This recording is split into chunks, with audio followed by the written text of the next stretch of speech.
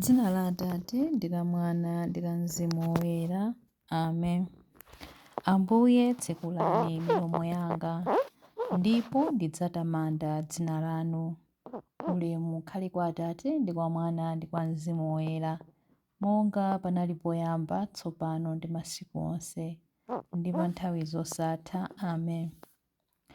Onani, masiku akubwera, akutero Ambuye Mulungu wathu, pamene ndidzapange pangano chatsopano ndi nyumba ya Israeli. Tipatseni ife Ambuye mtima watsopano, lenganinso mwa ife mzimu wanu watsopano. Mkati mwa iwo ndidzadzalamo lamulo langa, ndidzalemba lamuloli m'mitima mwawo. Tipatseni ife Ambuye mtima watsopano, lenganinso mwa ife mzimu wanu watsopano.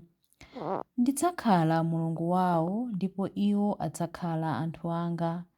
Tipatseni ife Ambuye mtima watsopano, lenganinso mwa ife mzimu wanu watsopano. Pa zofowoka zawo ndidzawakhululukira, sindidzakumbukiranso machimo awo. Tipatseni ife Ambuye mtima watsopano, lenganinso mwa ife mzimu wanu watsopano.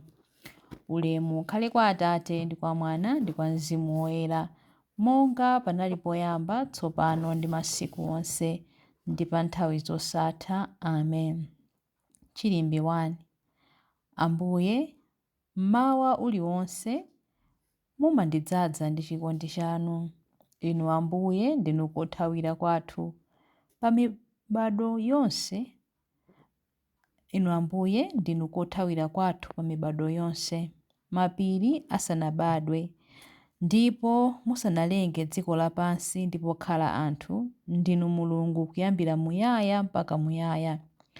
Inu mumabwezera anthu ku fumbi, ndipo mumati, bwererani inu ana a anthu, pakuti zaka 1,000 pamaso panu zili ngati dzulo chabe, kapena ngati kamphindi chabe ka usiku. Inu mumachotsa moyo wa anthu mwadzidzidzi, ali ngati maloto, ali ngati udzu wongotsitsimuka mmawa. Mmawamo umatsitsimuka ndipo umakondwa, madzulo umafota ndi kuuma. Ife tapseratu ndi mkwiyo wanu woyaka, tikufa ndi mantha chifukwa cha ukali wanu. Inu mwayika machimo athu pamaso panu, ngakhale machimo obisika mwawaonetsa poyera. Pajatu masiku athu amachepa chifukwa cha mkwiyo wanu, zaka zathu zimatha ngati kuusa moyo chabe. Zaka za moyo wathu nzokwanira 70 tikakhala amphamvu, ndiye 80. Koma zaka zonsezo ndi zankhawa ndi mavuto, zakazo zimatha msankha, ife nkumapita. Kodi ndani amadziwa kukula kwa mkwiyo wanu ndi ukali wanu kupambana anthu okuopani? Tsono tiphunzitseni kuwerenga masiku athu, kuti tikhale ndi mtima wanzeru. Lezani mtima inu chauta, nanga mudzatikwiyira mpaka liti? Achitireni chifundo atumiki anu, tidzazeni mmawa mulimonse ndi chikondi chanu chosasinthika, kuti tizikondwa ndi kusangalala masiku athu onse. Tisangalatseni masiku ambiri, monga masiku amene mudatisautsira, zaka zambiri monga zaka zimene tidaona mavuto. Mulole kuti ntchito zanu zioneke kwa atumiki anu, mphamvu zanu za ulemerero zioneke kwa ana awo. Inu Ambuye Mulungu wathu, mutikomere mtima ndi kudalitsa zonse zimene timachita. Ndithu mudalitse ntchito zonse za manja athu. Ulemu ukhale kwa Atate ndi kwa Mwana ndi kwa Mzimu Woyera, monga panali poyamba, tsopano ndi masiku onse, ndi pa nthawi zosatha. Amen. Ambuye, mmawa uliwonse mumatidzaza ndi chikondi chanu. Chilimbi 2. Kuchokera ku malire a dziko lapansi, chauta atamandike. Imbirani chauta nyimbo yatsopano, mtamandeni inu okhala m'dziko lonse lapansi. Mtamandeni inu zolengedwa zonse za m'nyanja. Imbani inu mayiko akutali ndi onse okhala kumeneko. Chipululu ndi mizinda yake zitamande Mulungu, midzi ya Akedara imuyamike. Okhala mzinda wa Sela amuyimbire mokondwa, afuwule pa nsonga za mapiri, atamande Chauta ndipo alalike ulemu wake ku mayiko akutali. Chauta akupita ku nkhondo ngati ngwazi, akuwutsa ukali wake ngati munthu wankhondo, akukuwa akufuwula mfuwu za nkhondo, akuonetsa mphamvu zake pakuposa adani ake. Mulungu alonjeza kuthandiza anthu ake. Mulungu akuti, ndakhala ndili chete pa nthawi yayitali, ndidangoti phee osachita kanthu. Koma tsopano ndikubuwula ngati mkazi pa nthawi yake yochira, ndikupuma modukiza ndipo ndili wefuwefu. Ndidzawononga mapiri ndi magomo, ndidzawumitsa udzu ndi mitengo yonse kumeneko. Ndidzasandutsa mitsinje kuti ikhale zilumba, ndipo ndidzawumitsa maiwe. Ndidzatsogolera anthu akhungu m'misewu imene sadayidziwe. Ndidzawaperekeza ku njira zimene sadadzerepo konse.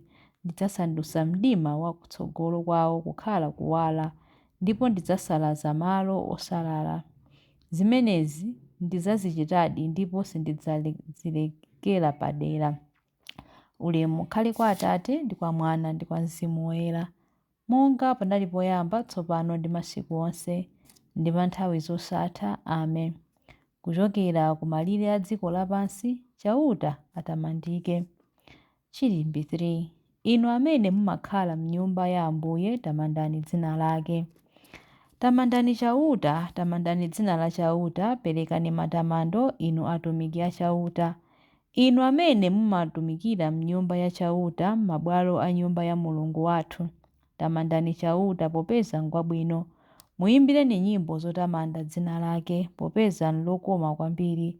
Wadzisankhulira Yakobe kuti akhale wake, Israeli kuti akhale chuma chake. Pakuti ndimadziwa kuti Chauta ndi wamkulu, kuti Chauta Mulungu wathu ndi wamphamvu kupambana milungu yonse. Chilichonse chimene Chauta amafuna kuchita amachitadi kumwamba ndi pa dziko lapansi, m'nyanja ndi monse mozama. Ndiye amene amatulutsa mitambo ku mathero a dziko lapansi, amene amachititsa zing'aning'ani za mvula, amene amawombetsa mphepo kuchokera mu nkhokwe zake. Ndiye amene adapha ana achisamba a ku Igupto, ana a anthu ndi anyama omwe, amene adaonetsa Farao ndi atumiki ake onse zizindikiro zamphamvu ndi zodabwitsa m'dziko la Igupto.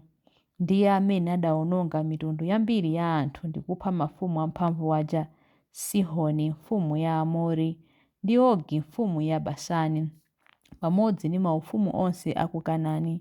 Adapereka dziko lawo kuti likhale cholowa cha Aisraeli anthu ake. Ulemu ukhale kwa Atate ndi kwa Mwana ndi kwa Mzimu Woyera, monga panali poyamba, tsopano ndi masiku onse, ndi pa nthawi zosatha. Amen.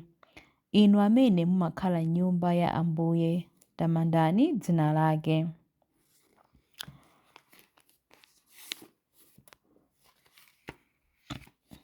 Mawu a Mulungu. Mawu akuchokera mu buku la Exodo 19 kuyambira vesi ya 4 mpaka na 6a. Muja ndidakunyamulani monga mmene mphungu imanyamulira ana ake pa mapiko ake, ndipo ndidakufikitsani kwa Ine.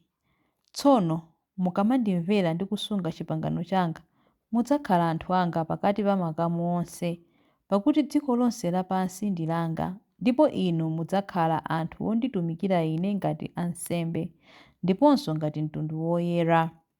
Mawu a Ambuye. Tithokoze Mulungu. M'chiyankho. Mulungu mwini adzandipulumutsa ku msampha wa mlenje. Mulungu mwini adzandipulumutsa ku msampha wa mlenje. Kwa iwo amene angathe kunditchera ndi mawu awo onyenga, ndi ku msampha wa mlenje. Ulemu ukhale kwa Atate ndi kwa Mwana ndi kwa Mzimu Woyera. Mulungu mwini adzandipulumutsa ku msampha wa mlenje. Chilimbi cha nyimbo ya Zakariya. Nduna ina ya mfumu itamva kuti Yesu wafika ku Galileya, idadza kwa iye nimpempha kuti apite naye ku Kapenawo kuti akachiritse mwana wake. Adalitsike Ambuye Mulungu wa Israeli, wadzayendera anthu ake ndi kuwawombola. Watiukitsira ife mpulumutsi wamphamvu, nyumba ya Davide mtumiki wake. monga adalonjezera ndi milomo ya anthu oyera, iwo amene adali aneneri pa nthawi yakale. Mpulumutsi amene adzatimasula ife kwa adani athu, kumanja a onse amene amadana nafe. Choncho chikondi chake pa makolo athu chakwaniritsidwa, ndiponso pangano chake choyera chakumbukiridwa. Adalumbira kwa Abrahamu atate athu kuti adzatilola ndi ufulu kumantha ndi kupulumutsidwa m'manja mwa adani athu, kuti tithe kumutumikira Iye m'kuyera ndi mwachilungamo masiku onse a moyo wathu pamaso pake. Kwa iwe mwana wang'ono udzayitanidwa mneneri wa Mulungu wammwambamwamba. Udzapita m'tsogolo mwa Ambuye kuti ukakonze njira zake Iye asanabwere, kuti akadziwitse anthu ake za chipulumutso chawo kudzera m'chikhululukiro cha machimo awo onse, chikondi chokoma cha mtima wa Mulungu wathu, amene amatiyendera ngati m'bandakucha wakumwamba. Adzapasa kuwala iwo amene ali mdima, iwo amene akukhala mu mthunzi wa imfa, ndi kutitsogolera ife mu njira ya mtendere. Ulemu ukhale kwa Atate ndi kwa Mwana ndi kwa Mzimu Woyera, monga panali poyamba, tsopano ndi masiku onse, ndi pa nthawi zosatha. Amen. Nduna ina ya mfumu itamva kuti Yesu wafika ku Galileya, idadza kwa Iye nipempha kuti apite naye ku Kapenawo, kuti akachiritse mwana wake. Mapemphero. Wodala Mulungu Atate kamba ka mphatso yake ya nsembe iyi yotamandika. Ndi mtima wolemekeza nyengo iyi ya Lenti, tiyeni tipemphere. Tiphunzitseni ife Ambuye njira za ufumu wanu. Mulungu wamphamvu ndi wachifundo, tipatseni mtima wopemphera ndiponso wakulapa, ndi chikondi choyaka moto cha Inu ndi mtundu wonse wa munthu. Tiphunzitseni ife Ambuye njira za ufumu wanu. Tithandizeni kugwira nanu ntchito yosandutsa zinthu zonse kukhala zatsopano mwa Khristu, ndi kufalitsa mtendere ndi chilungamo pa dziko lonse lapansi. Tiphunzitseni ife Ambuye njira za ufumu wanu. Tiphunzitseni tanthauzo ndi kufunikira kwa chilengedwe, kuti pakutero tithe kulunzanitsa liwu lake ku liwu lathu pamene tikuyimbirani matamando. Tiphunzitseni ife Ambuye njira za ufumu wanu. Mutikhululukire kamba kolephera kuona Khristu mwa anthu osauka, ovutika kudzanso osowa mtendere, ndiponso kamba kolephera kulemekeza mwana wanu amene ali mwa anthuwo. Tiphunzitseni ife Ambuye njira za ufumu wanu. Tiphunzitseni ife Ambuye njira za ufumu wanu pamene tikupemphera kuti: Atate athu muli kumwamba, dzina lanu liyeretsedwe, ufumu wanu udze, kufuna kwanu kuchitidwe, monga kumwamba choncho pansi pano. Mutipatse ife lero chakudya chathu cha lero. Mutikhululukire ife zochimwa zathu, monga ifenso takhululukira adani athu. Musatisiye ife m'chinyengo, koma mutipulumutse ife kwa zoyipa. Amen. Tipemphere. Atate Mlengi, mudapasa dziko moyo watsopano kudzera mu sakramenti anu. Ife mpingo wanu tithe kukula mmoyo wanu ndi kupitiriza kulandira thandizo lanu pa dziko lapansi pano. Tikupempha izi kudzera mwa Ambuye athu Yesu Khristu mwana wanu, amene ali ndi moyo ndi ufumu limodzi nanu ndi Mzimu Woyera, Mulungu tsopano ndi pa nthawi zosatha. Amen. Ambuye atidalitse, atiteteze ife ku zoyipa zonse ndi kutifikitsa ku moyo wosatha. Amen. Dzina la Atate ndi la Mwana ndi la Mzimu Woyera. Amen.